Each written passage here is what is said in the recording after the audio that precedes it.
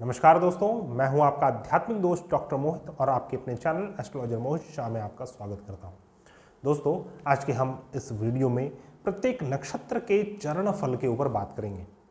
सभी जातक, आप सभी लोग अपने नक्षत्र फल के ऊपर विशेष जानकारी रखते होंगे।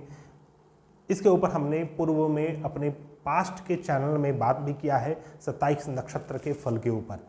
आज हम मान लीजिए आपका जन्म अश्विनी नक्षत्र के किसी भी चरण में हुआ हो तो आप इस वीडियो को देखकर जान सकते हैं कि आपके नक्षत्र के द्वितीय तृतीय किसी भी चरण का फल क्या है। उसी प्रकार आपका जन्म 27 नक्षत्र में किसी भी नक्षत्र में हुआ हो, उसके किसी भी चरण में हुआ हो, आप उसके चरण फल को समझ सकते हैं। प्रत्येक नक्षत्र के ऊपर हम बात करते जाएंगे। स्टार्ट करेंगे हम अश्विनी नक्षत्र से। प्रत्येक नक्षत्र के जो स्वामी हैं, उसके जो अधिपति देवता हैं, इसके ऊपर पहले बात करेंगे और उसके बाद हम नक्षत्र फल के ऊपर बात करेंगे। तो दोस्तों, अश्विनी नक्षत्र के स्वामी केतु ग्रह माने गए हैं और इसके जो अधिपति देवता हैं यह अश्विनी कुमार हैं। यदि आपका जन्म अश्विनी नक्षत्र के प्रथम चरण में हुआ है तो ऐसा जातक तस्कर स्वभाव का होता है, अर्थात क्रय विक्रय के साथ साथ इधर के उधर और उधर के सामान को इधर करने वाला होता है। साथ ही यदि आपका दूसरे चरण में हुआ है तो ऐसा जातक काम चोर स्वभाव का होता है। अपने काम में चोरी अवश्य करता है, काम को पूर्ण रूप से नहीं कर पाता। तीसरे चरण में हुआ है तो ऐसा जातक सुंदर भाग्य वाला होता है, उच्च भाग्य वाला होता है। और यदि चतुर्थ चरण में हुआ है तो ऐसा जातक दीर्घ आयु और सुखी होता है, अपने जीवन में सुख सभी प्रकार के भोगों को भोगने वाला होता है। यदि आपका जन्म भरणी नक्षत्र में हुआ है, भरणी नक्षत्र के स्वामी शुक्र ग्रह माने गए हैं और भरणी नक्षत्र के जो अधिपति देवता हैं वह यम देवता हैं। भरणी नक्षत्र के प्रथम चरण में यदि आपका जन्म हुआ है तो ऐसे जातक त्यागी स्वभाव के होते हैं और यदि दूसरे चरण में हुआ है तो ऐसा जातक धनी और सुखी होता है। तीसरे चरण वाला जातक अपने जीवन में सभी प्रकार के क्रूर कर्मों को करने वाला और क्रूर स्वभाव वाला होता है। यदि चतुर्थ चरण में आपका जन्म हुआ है तो ऐसे जातक दरिद्र होते हैं, जीवन में अपने सुख को नहीं बना पाते और दरिद्रतापूर्ण अपने जीवन को बिताने वाले होते हैं तथा मन से भी दरिद्र होते हैं। तो दोस्तों, अब तीसरे नक्षत्र के ऊपर बात करेंगे। यदि आपका जन्म कृतिका नक्षत्र में हुआ है तो कृतिका नक्षत्र के स्वामी सूर्य ग्रह माने गए हैं और कृतिका नक्षत्र के जो अधिपति देवता हैं वह अग्नि देवता है। यदि कृतिका नक्षत्र के प्रथम चरण में हुआ है तो ऐसा जातक तेजस्वी होता है। इसके मान सम्मान ऐसे जातक के सदैव बने रहते हैं और समाज में पद प्रतिष्ठा यश कीर्ति की प्राप्ति होती है। यदि द्वितीय चरण में हुआ है तो ऐसा जातक शास्त्रों को जानने वाला और शास्त्रों का विज्ञान और ज्ञान विज्ञान दोनों प्रकार के कर्मों को जानने वाला होता है। यदि आपका जन्म कृतिका नक्षत्र के तीसरे चरण में हुआ है तो ऐसा जातक शूर होता है, अर्थात बहादुर होता है। और चौथे चरण में जन्म लेने वाला जातक दीर्घ आयु होता है और पुत्रवान होता है, अपने संतति को प्राप्त करने वाला और संतति के सुख को प्राप्त करने वाला होता है। चौथे नक्षत्र के ऊपर बात करेंगे। यदि आपका जन्म रोहिणी नक्षत्र में हुआ है तो आपके नक्षत्र के स्वामी चंद्रमा है और नक्षत्र के अधिपति देवता ब्रह्मा देवता हैं। रोहिणी नक्षत्र के प्रथम चरण में जन्म लेने वाला जातक सौभाग्यवान होता है, सौभाग्यशाली होता है। जहां पर भी जाता है भाग्य को कमाता है और उसके माध्यम से लोगों की भी उन्नति होती है। यदि दूसरे चरण में हुआ है तो ऐसा जातक अपने जीवन में पीड़ा को भोगने वाला होता है। और तीसरे चरण में यदि आपका जन्म हुआ है तो आप डरपोक हैं। ऐसे जातक डरपोक होते हैं और बच बचाकर अपने कार्य को करने वाले होते हैं। चौथे चरण में जन्म लेने वाला जातक सत्यवादी होता है और सत्य के कारण कई बार मुसीबतों में भी फंसता है, लेकिन सदैव सत्य का साथ देने वाला होता है। पंचम नक्षत्र के ऊपर बात करेंगे। पांचवा नक्षत्र है मृगशिरा नक्षत्र। यदि आपका जन्म मृगशिरा नक्षत्र में हुआ है तो आपके नक्षत्र स्वामी मंगल ग्रह हैं और इसके अधिपति देवता चंद्र देवता होते हैं। तो मृगशिरा नक्षत्र के प्रथम चरण में यदि आपका जन्म हुआ है तो ऐसा जातक राजा होता है तथा दूसरे चरण में जन्म लेने वाला जातक तस्कर होता है। इधर के सामान को उधर और उधर के सामान को इधर करने वाला, व्यापार करने वाला होता है। और यदि तीसरे चरण में हुआ है तो ऐसा जातक भोगी होता है, अनेक प्रकार के भोगों को भोगने वाला होता है। उसी प्रकार यदि मृगशिरा नक्षत्र के चतुर्थ चरण में आपका जन्म हुआ है तो ऐसे जातक धन धान्य से युक्त होते हैं तथा सभी प्रकार के सुख संपत्ति को प्राप्त करने वाले होते हैं। अब हम छठे नक्षत्र के ऊपर बात करेंगे। यदि आपका जन्म आर्द्रा नक्षत्र में हुआ है तो आपके नक्षत्र के स्वामी राहु ग्रह हैं और आर्द्रा नक्षत्र के अधिपति देवता रुद्र देवता माने जाते हैं। यदि आर्द्रा नक्षत्र के प्रथम चरण में आपका जन्म हुआ है तो ऐसे जातक खर्चीले स्वभाव के होते हैं और दूसरे चरण में यदि जन्म हुआ है तो ऐसा जातक दरिद्रतापूर्ण जीवन को बिताने वाला होता है। तीसरे चरण में जन्म लेने वाला जातक अल्प आयु और चौथे चरण में जन्म लेने वाला जातक तस्कर स्वभाव का होता है, अर्थात कि तस्करी करने वाला होता है, किसी भी कार्य की तस्करी करने वाला होता है, अर्थात कि किसी प्रकार के अवैध कर्म को भी करने वाला होता है। सप्तम नक्षत्र के ऊपर बात करेंगे। पुनर्वसु नक्षत्र। पुनर्वसु नक्षत्र के स्वामी बृहस्पति ग्रह होते हैं और पुनर्वसु नक्षत्र के अधिपति देवता अदिति देवी होती हैं। यदि आपका जन्म पुनर्वसु के प्रथम चरण में हुआ है तो ऐसे जातक सुखी होते हैं, अपने जीवन में सभी प्रकार के संपत्ति को प्राप्त करने वाले, अर्जन करने वाले होते हैं। यदि द्वितीय चरण में आपका जन्म हुआ है तो ऐसा जातक विद्वान होता है और तीसरे चरण में जन्म लेने वाला जातक रोगी स्वभाव का हो जाता है। चौथे चरण में जन्म लेने वाला जातक मृदुभाषी और सभी को मोहित कर लेने वाला होता है। दोस्तों बात करेंगे पुष्य नक्षत्र के ऊपर। पुष्य नक्षत्र के स्वामी शनि ग्रह होते हैं और इसके अधिपति देवता गुरु देवता होते हैं। यदि आपका जन्म पुष्य नक्षत्र के प्रथम चरण में हुआ है तो ऐसा जातक दीर्घ आयु होता है और दूसरे चरण में जन्म लेने वाला जातक तस्कर स्वभाव का होता है, अर्थात किसी प्रकार के अवैध कर्म को करने वाला और इधर के समान को उधर और उधर के समान को इधर करने वाला होता है। यदि आपका जन्म तीसरे चरण में हुआ है तो ऐसे जातक योगी स्वभाव के होते हैं, योगी प्रकृति के होते हैं और चतुर्थ चरण में हुआ है तो ऐसा जातक बहुत ज्यादा बुद्धिमान माना गया है। बात करेंगे श्लेषा नक्षत्र के ऊपर। यदि आपका जन्म अश्लेषा नक्षत्र में हुआ है तो इसके स्वामी बुध ग्रह माने गए हैं तथा इसके अधिपति देवता सर्प देवता माने जाते हैं। अश्लेषा नक्षत्र के प्रथम चरण में यदि आपका जन्म हुआ है तो ऐसे जातक संतानहीन होते हैं। यदि आपका जन्म दूसरे चरण में हुआ है तो पराये काम को करने वाला होता है, अर्थात दूसरों के कर्मों को करने वाला होता है। और यदि आपका जन्म तीसरे चरण में हुआ है तो ऐसा जातक अवश्य में किसी भी कंपनी का कोई एजेंट हो सकता है या फिर किसी भी बीच बिचौले वाले कर्म को करने वाला होता है। यदि आपका जन्म तीसरे चरण में हुआ है तो ऐसा जातक रोगी स्वभाव का होता है, जीवन में रोग ऋण और शत्रु से ग्रसित होता है। यदि चौथे चरण में आपका जन्म हुआ है तो ऐसे जातक को गंडांत दोष लगता है, गंड का उनको बीमारी रोग की समस्या बनी रहती है। ऐसे जातक सुदर्शन और सौभाग्य युक्त न होकर अपने जीवन में अशुभ फलों को उठाने वाले होते हैं। बात करेंगे मघा नक्षत्र वाले जातक के ऊपर। यदि आपका जन्म मघा नक्षत्र में हुआ है तो मघा नक्षत्र के स्वामी केतु ग्रह माने गए हैं और मघा नक्षत्र के अधिपति देवता पितृ देवता होते हैं। यदि मघा नक्षत्र के प्रथम चरण में हुआ है आपका जन्म तो ऐसे जातक पुत्रहीन होते हैं, अर्थात उनके संतान तो होंगे लेकिन पुत्र की कमी होगी, पुत्र कभी नहीं होगा। यदि दूसरे चरण में हुआ है तो ऐसा जातक पुत्रवान हो जाता है, संतान की प्राप्ति होती है, संतति का सुख प्राप्त होता है। और तीसरे चरण में हुआ है तो ऐसे जातक को किसी बड़े रोग से जूझना पड़ता है, कोई बड़ा रोग जातक को सदैव परेशान किए रहता है। और यदि आपका जन्म चौथे चरण में हुआ है तो ऐसे जातक विद्वान स्वभाव के होते हैं और अपनी बुद्धि से अपने जीवन में उत्तम भोगों को भोगने वाले होते हैं। बात करेंगे पूर्व फाल्गुनी नक्षत्र के वाले जातक के ऊपर। यदि आपका जन्म पूर्व फाल्गुनी नक्षत्र में हुआ है तो इसके स्वामी शुक्र ग्रह होते हैं और पूर्व फाल्गुनी के अधिपति देवता भग देवता होते हैं।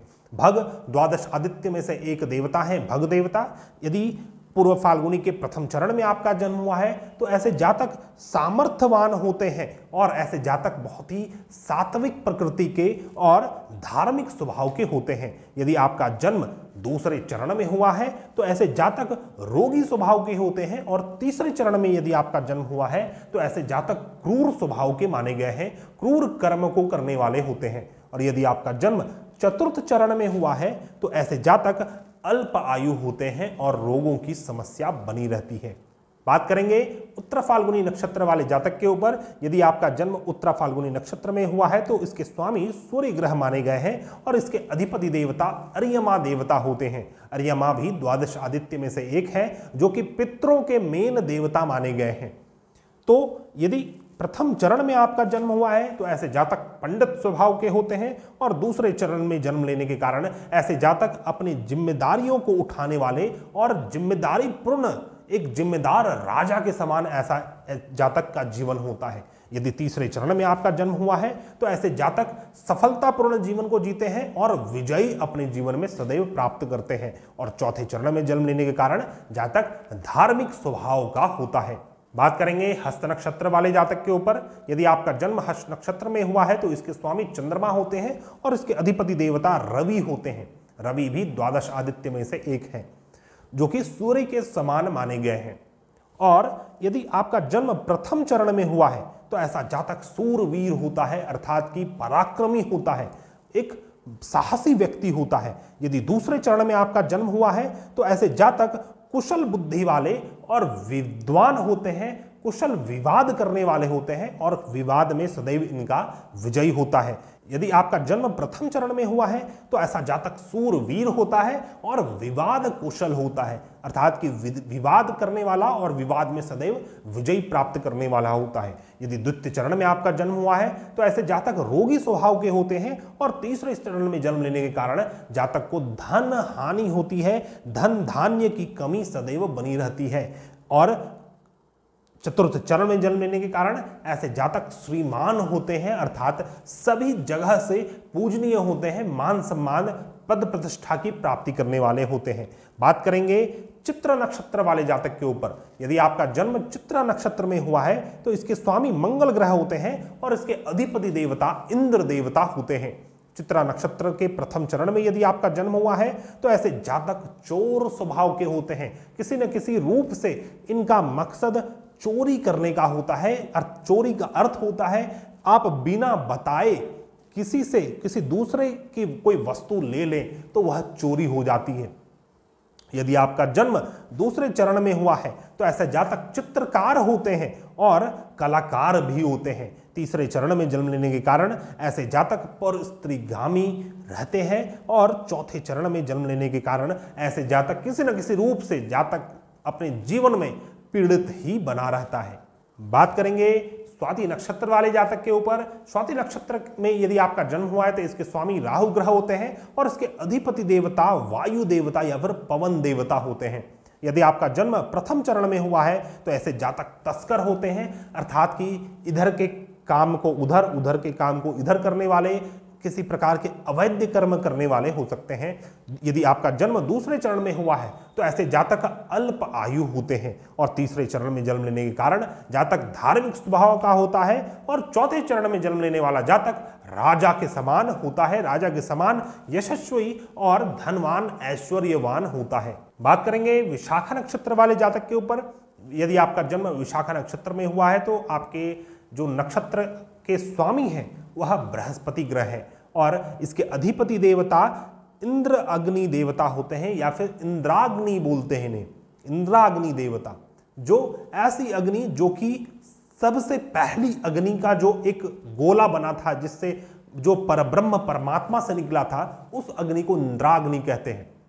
तो यह इनके अधिपति देवता होते हैं। यदि आपका जन्म विशाखा नक्षत्र के प्रथम चरण में हुआ है तो ऐसे जातक नीति कुशल होते हैं, अर्थात कि पॉलिसी मेकर होते हैं और पॉलिसी को बनाकर, पॉलिसी में चलकर अपने जीवन में सफलता प्राप्त करते हैं। यदि दूसरे चरण में हुआ है तो ऐसा जातक शास्त्रविद कर्म को करने वाले और शास्त्रों के ज्ञान को, शास्त्रों के मर्मज्ञ को जानने वाले होते हैं। यदि तीसरे चरण में हुआ है तो ऐसे जातक विवाद कुशल होते हैं और विवाद करने में एकदम बिल्कुल आगे रहते हैं और विवेक और अपने बोली से कर्म करने वाले जैसे वकील होते हैं। यदि आपका जन्म चौथे चरण में हुआ है तो ऐसा जातक दीर्घ आयु होता है। बात करेंगे अनुराधा नक्षत्र वाले जातक के ऊपर। यदि आपका जन्म अनुराधा नक्षत्र में हुआ है तो इस नक्षत्र के स्वामी शनि ग्रह होते हैं और इसके अधिपति देवता मित्र देवता होते हैं। मित्र द्वादश आदित्य में से एक देवता है जो कि सूर्य के ही स्वरूप है। यदि प्रथम चरण में आपका जन्म हुआ है तो ऐसे जातक तीखा स्वभाव का होता है, अर्थात कि थोड़ा सा रफ नेचर के होते हैं, थोड़ा सा रूड नेचर के होते हैं। यदि दूसरे चरण में हुआ है तो ऐसे जातक धार्मिक स्वभाव के होते हैं। और तीसरे चरण में यदि जातक का जन्म होता है तो जातक दीर्घ आयु होता है। और चौथे चरण में जन्म लेने का फल है कि ऐसे जातक की चरित्र हानि होती है, चरित्र में संदेह होता है। बात करेंगे ज्येष्ठ नक्षत्र वाले जातक के ऊपर। यदि आपका जन्म ज्येष्ठ नक्षत्र में हुआ है तो इसके अधिपति देवता इंद्र देवता हैं और इसके नक्षत्र के स्वामी बुध ग्रह माने गए हैं। ज्येष्ठ नक्षत्र में के प्रथम चरण में यदि आपका जन्म हुआ है तो ऐसे जातक क्रूर स्वभाव के होते हैं, मन से बहुत ज्यादा क्रूर होते हैं। यदि दूसरे चरण में हुआ है तो ऐसे जातक भोगवान होते हैं, सदैव भोग विलास के पीछे भागने वाले होते हैं। और यदि तीसरे चरण में हुआ है तो ऐसे जातक विद्वान स्वभाव के होते हैं। और चौथे चरण में जन्म लेने के कारण जातक पुत्रवान होता है, पुत्र के सुख को प्राप्त करने वाला होता है। बात करेंगे मूल नक्षत्र वाले जातक के ऊपर। यदि आपका जन्म मूल नक्षत्र में हुआ है तो मूल नक्षत्र के स्वामी केतु ग्रह माने गए हैं और इसके अधिपति देवता राक्षस देवता होते हैं। तो मूल नक्षत्र के प्रथम चरण में जन्म लेने के कारण जातक भोगवान होता है, भोग विलास के पीछे ऐसा जातक भागता है। दूसरे चरण में जन्म लेने के कारण जातक त्यागी स्वभाव का होता है, त्याग करने की इच्छा, त्याग करने की एक वृत्ति उनके अंदर बनी रहती है। तीसरे चरण में यदि आपका जन्म हुआ है तो ऐसा जातक बहुत ही अच्छा मित्र होता है, मित्र का बहुत ही अच्छा किरदार ऐसा जातक निभाता है। और चौथे चरण में यदि जन्म हुआ है तो ऐसे जातक राजा के समान होते हैं। बात करेंगे पूर्वाषाढ़ा नक्षत्र वाले जातक के ऊपर। यदि आपका जन्म पूर्वाषाढ़ा नक्षत्र में हुआ है तो इसके स्वामी शुक्र ग्रह माने गए हैं और इसके अधिपति देवता जल देवता माने जाते हैं। पूर्वाषाढ़ा नक्षत्र के प्रथम चरण में जन्म लेने के कारण ऐसा जातक राजा स्वभाव का होता है। दूसरे चरण में जन्म लेने के कारण ऐसे जातक मित्रों के विरोधी होते हैं। ये ऐसे जातक सदैव अपने मित्रों से विरोध करने वाले होते हैं, मित्रों से इनका अनबन की स्थिति बनी ही रहती है। और तीसरे चरण में जन्म लेने के कारण ऐसा जातक स्वाभिमानी होता है और चौथे चरण में जन्म लेने के कारण जातक धार्मिक स्वभाव का होता है। बात करेंगे श्रवण नक्षत्र वाले जातक के ऊपर। यदि आपका जन्म श्रवण नक्षत्र में हुआ है तो इसके नक्षत्र के स्वामी मंगल ग्रह माने गए हैं और इसके अधिपति देवता गोविंद भगवान माने जाते हैं। यदि श्रवण नक्षत्र के प्रथम चरण में आपका जन्म हुआ है तो ऐसे जातक कल्याणकारी कार्यों को करने वाले होते हैं और हठी स्वभाव के भी होते हैं, हट करने वाले होते हैं। यदि दूसरे चरण में आपका जन्म हुआ है तो ऐसे जातक अनेक गुणों से युक्त होते हैं और गुणवान होते हैं। तीसरे चरण में यदि आपका जन्म हुआ है तो आप विद्वान स्वभाव के होंगे और चौथे चरण में जन्म लेने के कारण जातक धार्मिक स्वभाव का होता है। बात करेंगे धनिष्ठा नक्षत्र वाले जातक के ऊपर। यदि आपका जन्म धनिष्ठा नक्षत्र में हुआ है तो आपके नक्षत्र स्वामी मंगल ग्रह होते हैं तथा इसके अधिपति देवता वसु होते हैं। वसु भी द्वादश आदित्य में से एक देवता है। यदि आपका जन्म प्रथम चरण में हुआ है तो ऐसे जातक दीर्घ आयु होते हैं।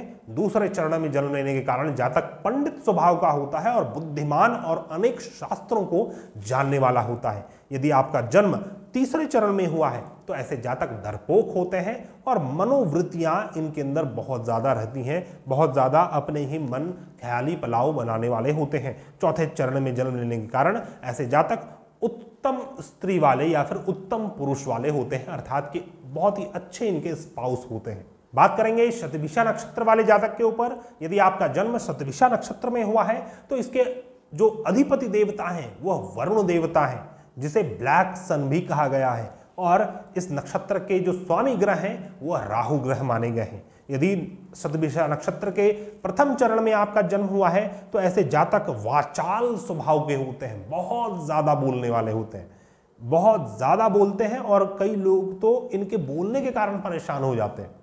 यदि आपका जन्म दूसरे चरण में हुआ है तो ऐसे जातक श्रीमान होते हैं, अर्थात कि सभी प्रकार से मान सम्मान को प्राप्त करने वाले होते हैं। यदि आपका जन्म तीसरे चरण में हुआ है तो ऐसे जातक सुखी होते हैं, सदैव इनका मन प्रसन्न रहता है और चौथे चरण में जन्म लेने के कारण आप पुत्रवान सदैव बने रहेंगे, संतान का सुख आपको अवश्य प्राप्त होगा। बात करेंगे पूर्व भाद्रपद नक्षत्र वाले जातक के ऊपर। यदि आपका जन्म पूर्व भाद्रपद में हुआ है तो आपके नक्षत्र के जो स्वामी हैं वह बृहस्पति ग्रह होंगे और इसके जो अधिपति देवता हैं यह अजपाद देवता होते हैं। अजपाद देवता एक इस प्रकार के देवता होते हैं जो सदैव आकाश में रहने वाला जो सर्प होता है उसके जो देवता होते हैं वह अजपाद देवता होते हैं। यदि प्रथम चरण में आपका जन्म हुआ है तो ऐसे जातक सूरवीर होते हैं, सदैव बहादुरी के कर्म को करने वाले होते हैं। दूसरे चरण में जन्म लेने वाला जातक चोर स्वभाव का होता है। चोर का अर्थ है किसी दूसरे व्यक्ति का कोई वस्तु या फिर किसी भी दूसरे आपका जो वस्तु ना हो उसे आपने बिना पूछे उसे ले लिया हो, उसका उपयोग कर लिया हो तो वह चोरी माना जाता है। यदि आपका जन्म तीसरे चरण में हुआ है तो ऐसा जातक बुद्धिमान होता है और चौथे चरण में जन्म लेने वाला जातक लोगों के मध्य पूज्य होता है, लोग इनकी पूजा करते हैं। इस प्रकार के गणमान्य व्यक्ति ऐसा जातक होता है। बात करेंगे उत्तर भाद्रपद नक्षत्र के ऊपर। यदि आपका जन्म उत्तर भाद्रपद में हुआ है तो आपके नक्षत्र के स्वामी शनि ग्रह हैं तथा आपके अधिपति देवता अहिर्बुद्धन्य है। अहिर्बुद्धन्य एक ऐसा सर्प है जो सदैव जल के नीचे रहता है, जल के अंदर रहता है, तो उसके जो देवता होते हैं वो अहिर्बुद्धन्य माने जाते हैं। यदि इसके प्रथम चरण में आपका जन्म हुआ है तो ऐसे जातक राजा होते हैं, राजा के समान इनका जीवन होता है। और दूसरे चरण में जन्म लेने वाला जातक तस्कर के कर्म को करने वाला अर्थात किसी प्रकार के अवैध कर्म को भी करने वाला होता है। यदि आपका जन्म तीसरे चरण में हुआ है तो ऐसा जातक पुत्रवान होता है तथा अपने संतति का लाभ उठाने वाला होता है, संतति का सुख प्राप्त होता है। चौथे चरण में जातक का यदि जन्म हुआ है तो जातक अपने जीवन में सुखी होता है, मानसिक रूप से, शारीरिक रूप से ऐसे जातक सदैव सुख को भोगने वाले और प्रसन्न चित्त होते हैं। बात करेंगे रेवती नक्षत्र वाले जातक के ऊपर। यदि आपका जन्म रेवती नक्षत्र में हुआ है तो आपके नक्षत्र के लॉर्ड बुध ग्रह माने जाएंगे और आपके अधिपति देवता पूषा देवता है। पूषा का अर्थ है जो द्वादश आदित्य में से एक देवता है वह पूषा देवता भी है, जिनका स्वरूप सूर्य के समान ही माना गया है।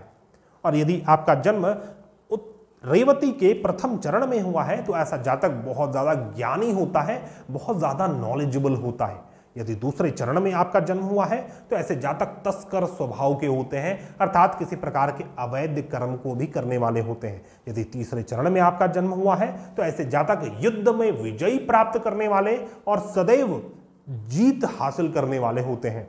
यदि आपका जन्म चौथे चरण में हुआ है तो ऐसे जातक क्लेश कर्म को करने वाले अर्थात क्लेश भागी होते हैं, सदैव इनके भाग में क्लेश ही आता है, इनसे सदैव कलेश ही होता है।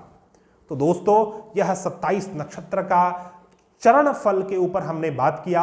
आशा करता हूं आपको यह वीडियो पसंद आया होगा। यदि आपको हमारे वीडियोस पसंद आते हैं तो कृपया हमारे चैनल को सब्सक्राइब कर लें, हमारे इस वीडियो को लाइक करें, शेयर करें। और यदि आप कुंडली का विश्लेषण करवाना चाहते हैं या फिर किसी भी प्रकार की समस्या से जूझ रहे हैं, उसका समाधान ज्योतिष शास्त्र के माध्यम से चाहते हैं तो आप हमारे से कांटेक्ट कर सकते हैं। हमारा कांटेक्ट डिटेल्स आपको मेरे डिस्क्रिप्शन बॉक्स में मिल जाएगा। हम मिलते हैं नए वीडियो में, तब तक के लिए धन्यवाद। जय हिंद।